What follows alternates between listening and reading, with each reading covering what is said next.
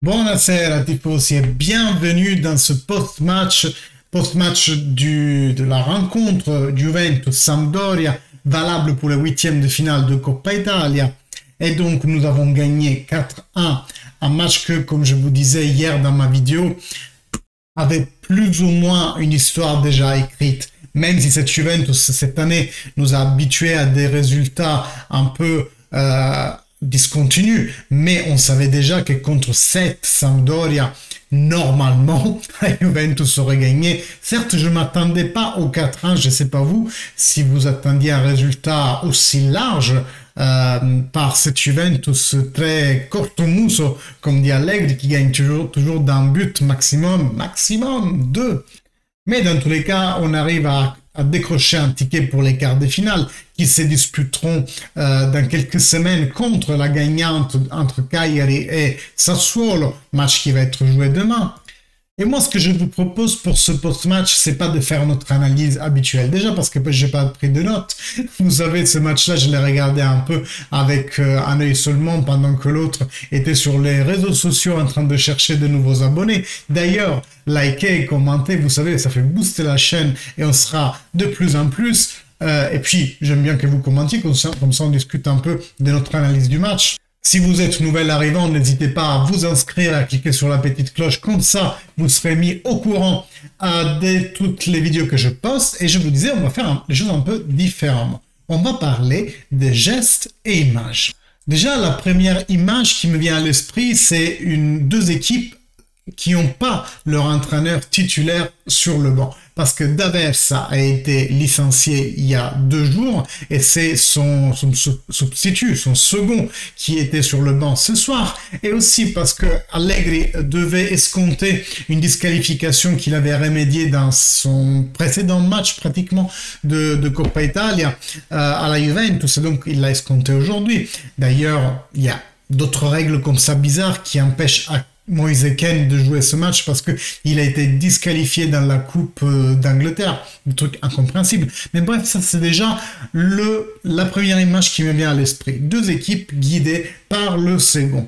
Et d'ailleurs, ça reflète encore plus la facilité de ce match parce que la Sampdoria a une situation très mauvaise en Serie A. Je ne sais plus s'ils sont à 4 places de la dernière ou à 2 places de la zone de rétrocession, je ne sais plus. Dans tous les cas, c'est pas la Sampdoria brillante, même qu'on a vu il y a 2 ans, avec, vous vous souvenez, Quagliarella qui était superbe et qui était presque meilleur buteur de la Serie A. Certes, c'est plus cette Sampdoria-là. En plus de ça, comme dit D'Aversa, ça s'est fait exiler, donc une équipe totalement exiliée, non, licenciée, une équipe totalement sans aucune prétention qui est venue aujourd'hui à l'Allianz Stadium. La deuxième image que je vous propose, c'est notre premier but sur coup franc depuis 563 matchs. Jour, pas match, jour. Vous y êtes tombé dans le panneau. Non, ça fait 253 jours que l'on marque pas sur coup franc. Le dernier, c'était Cristiano Ronaldo, mais de façon totalement anecdotique. Je ne sais pas si vous vous souvenez de ce tir de coup franc qui était rentré déjà après une déviation et il est rentré pratiquement à 2 à l'heure avec aussi une faute du gardien de but. Je crois que c'était en Champions League. Je me souviens plus trop l'équipe. Mais dans tous les cas, ça fait bien voir que la Juventus a eu une lacune pendant pratiquement 2 ans à ne pas marquer sur coup franc. Et je ne sais pas si je dois vous le rappeler, déjà pendant les 2 dernières années, donc en pleine époque Ronaldo, dès qu'il est arrivé, on a arrêté de marquer sur coup franc. Donc limite, à part ce coup franc de Cristiano Ronaldo qui était rentré par miracle, limite ça fait 4 ans, si pas plus, que l'on ne marque pas sur coup franc. L'autre image un peu polémique que j'aimerais vous apporter, c'est le but de Morata annulé pour une faute qui était très bien une faute de Rabiot sur le milieu du terrain et qui donc ça a fait que le but de Morata a été annulé. Pour une fois, c'est pas sa faute, j'aimerais dire, mais l'image n'est pas là. L'image, c'est que le VAR a rappelé l'arbitre et l'arbitre est allé voir.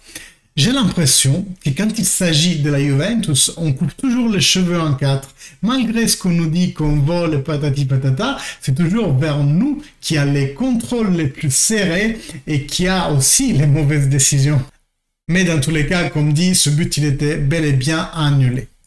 Autre image, le but de Rugani, parce que cela fait maintenant 3-4 matchs qu'il dispute des très bons matchs. Moi, la chose un peu bizarre que Rugani ait fait, c'est, comme je vous disais dans ma précédente vidéo, se faire chevauché par le ricochet d'un ballon et qui a presque coûté à la Juventus de concéder une action. Et heureusement, il avait déjà lui-même rattrapé à sa propre erreur avec une très belle reprise. Mais de toute façon, aujourd'hui, je pense qu'il faut faire vraiment des applaudissements à Rugani pour les bonnes prestations qu'il a enchaînées, parce qu'il a pratiquement jamais joué dans cette saison. Ça fait uniquement 3-4 matchs qu'il est titulaire, et il n'a pas déçu honnêtement. Donc, Arrivabene l'a dit, et ça c'est une autre image, l'image d'Arrivabene qui continue à parler au micro et qui dit en fait, tout le monde doit gagner sa place et non seulement Dybala.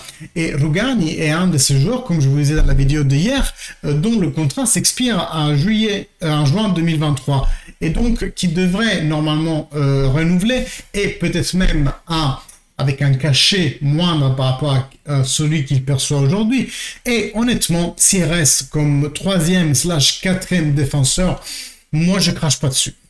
Autre image que je vous propose, c'est celle après le but de Dybala, avec cette exultation, cette joie qu'il a exprimée. Il n'a pas fait son exultation habituelle, le Dybala masque, mais il a été vers la tribune avec les bras ouverts, un signe vraiment d'ouverture et de discussion, ce qui fait vraiment antithèse avec son comportement lors de son but d'il y a quelques jours, avec son regard méchant vers la tribune. Et donc aujourd'hui, je capte deux gestes. Le geste d'Arrivabene qui tend à apaiser les discussions avec Dybala, mais en gros avec tous les renouvellements en cours, et l'apaisement apporté par Dybala avec cette joie exprimée, cette fois d'une façon calme, pas celle habituelle, parce que sinon on n'aurait pas aperçu la différence avec sa joie habituelle, mais cette fois avec calme et avec ouverture envers les dirigeants. Et Paulo Dybala fait un autre geste qui témoigne son envie d'être leader et capitaine de cette équipe. Le penalty procuré par Ake, normalement il aurait dû le tirer, mais il donne le ballon à Morata en le prenant dans ses bras et vraiment il fait cadeau à Morata d'un but presque. Et ça c'est pas anodin pour un footballeur parce que vous savez ils veulent toujours marquer le plus possible les attaquants. Il faut pas se dire ah oui non mais c'était la Coppa Italia, voilà il y tenait pas vraiment. Non, c'est vraiment un cadeau de Morata parce que déjà, je pense qu'il a été un peu déçu que son but ait été annulé. Et en plus de ça, peut-être il est partant, peut-être, voilà, Dybala fait vraiment un beau geste en lui donnant le ballon. Il a vraiment démontré de la solidarité, un esprit d'équipe et aussi une personnalité de capitaine. Autre geste, c'est pour moi la belle rentrée que Marley Ake a fait dans ce match. Comme je vous disais, penalty procuré, mais aussi une autre action avec deux skills qui ont bien fait chavirer le cœur de quelqu'un, dont moi, et qui m'a vraiment beaucoup plu. Et d'ailleurs, il a eu plus de temps accordé que Kai Jorge, et ça c'est une autre image qu'on pourrait ajouter à notre sélection de ce soir. Kai Jorge qui n'a eu que 12 minutes, alors que hier il était donné pratiquement pour titulaire. Alors là, il faut m'expliquer qu'est-ce qui se passe avec ce gars. Est-ce qu'on y croit? Est-ce qu'on n'y croit pas? Pourquoi on ne donne pas d'opportunité à ces jeunes de se faire voir? Est-ce que la Juventus tenait autant absolument à ce trophée pour mettre son attaquant titulaire qui est Morata? Ken, je vous rappelle qu'il était disqualifié pour ce match, il ne pouvait pas le disputer, mais pourquoi mettre Morata alors que dans une semaine, tu as le Milan et c'est pratiquement pour nous le match de la saison. Ce qui nous amène vers notre image finale. À San Siro, fin de semaine, Milan-Juventus. C'est le match de la saison, je viens de le dire. Et je le répète, parce que c'est la vérité. Avec la défaite du Milan. Pendant que je montais la vidéo, j'ai vu les actions et franchement, le but du Spezia, c'était tellement inattendu et il est arrivé de façon tellement soudaine. J'ai pas pu m'empêcher de jubiler. Enfin, ça se fait pas, oui, ok. Et surtout que c'est le Milan et non pas l'Inter. Avec l'Inter, tu jubiles, bien entendu. Mais Milan, c'est une équipe qui me plaît même en ce moment, puisque je trouve qu'ils ont une bonne approche au mercato. C'est l'équipe des jeunes. Je trouve qu'ils expriment même un très beau jeu avec Pioli, qui m'a vraiment épaté par sa proposition de football. Mais j'ai pas pu m'empêcher, quoi. Maintenant, le Milan, il est à 7 points et si on gagne contre eux, on va à -4. Je ne sais pas si vous réalisez ce que ça signifie pour nous en clé qualification à la Champions League. Donc, malheureusement, on y arrive avec moins de repos qu'eux parce qu'ils ont joué la Coppa Italia la semaine dernière. Donc, ils ont toute la semaine pratiquement pour bien se préparer à ce match. Ils arriveront plus reposés. Nous, on a fait un peu de turnover en Coppa Italia. Il y a aussi à dire que nous, on y arrive après un 4-1, donc vraiment très gazé, et ils y arrivent depuis une défaite, mais ça peut être une lame à double tranchant parce que ça, ils pourraient être démotivés ou au contraire, encore plus avec, comme on dit en italien, la dent empoisonnée, c'est-à-dire vraiment être vraiment rageux sur ces matchs parce qu'ils ont subi une injustice, je suis le premier à le dire, le fait que le but ait été annulé parce que l'arbitre a sifflé une faute pour eux trop tôt. Oui, je trouve ça c'est dommage. Vous vous souvenez, c'était arrivé aussi contre la Juventus, ça allait à Juventus-Roma. L'arbitre avait donné un penalty à la Roma qui, dans les 2 secondes après, ont marqué. C'est des épisodes qui sont vraiment dommages, mais c'est le football. L'arbitre siffle, il faut que ça s'applique. Donc voilà, maintenant on va voir comment tout ça va être traité parce qu'apparemment il y a le code, c'est l'association pour les consommateurs qui voudrait faire répéter le match. Moi ça me fait rire, c'est un cirque hallucinant le football italien. Et c'est pour ça que je suis là pour vous apporter tout ça et vous faire rire des choses vraiment absurdes. La Codacons, l'association des consommateurs, dit que les consommateurs ont été lésés parce qu'il y a des gens qui ont parié, il y a des gens qui sont allés regarder les matchs et qui n'ont pas eu le score et qui étaient mérités par vraiment des trucs de cirque. Bref, disons, avec tout ça, le match de dimanche va vraiment être notre match de la saison. Ça doit être vraiment pyrotechnique. Et si on gagne les 3 points, les gars, il y a des fortes chances que ça nous change la saison. À la fois en termes de classement, mais peut-être aussi à la fin, pour le mercato. Parce que je vous racontais dans une des vidéos précédentes, la Juventus en ce moment se tâte à aller sur le mercato parce qu'on n'a pas la certitude d'aller en Champions League. Et on l'aura, celle-ci, uniquement à saison terminée.